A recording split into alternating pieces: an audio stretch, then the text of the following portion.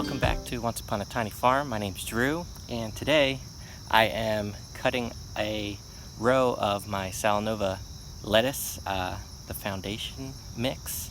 So in this video I want to quickly talk about 3 things that I think helped me have my biggest yield yet with the Salanova lettuce. This is one of the best yielding rows that I've had since early spring. And that could be also because of the weather, because the lettuce is a cool weather crop. But with this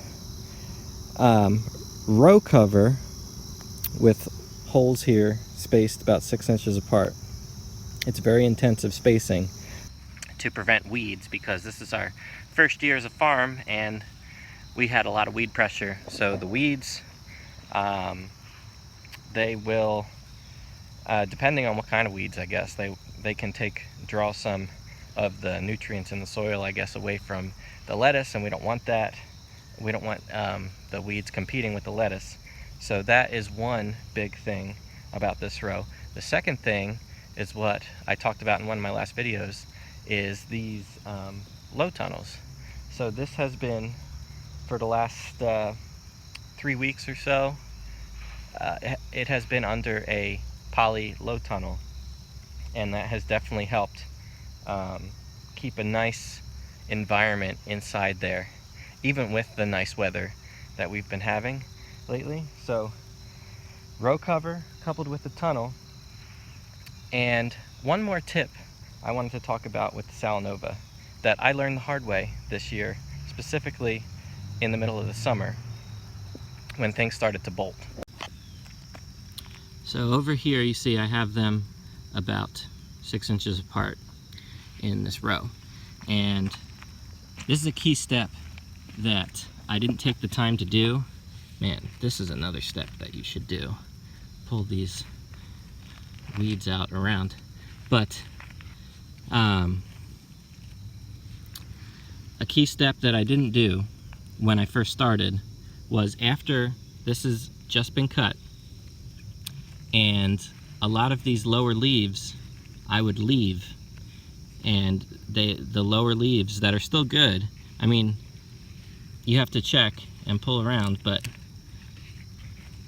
it just takes an extra step to look and see, I forgot this is like a really nice looking leaf. But had I left these here, these would, see, I have very intensive spacing here. The leaves from the bottom leaves from this would touch this, and they would rot on the bottom. And then as these rot, it ruins the new growth and the new leaves. So it ruins your yields.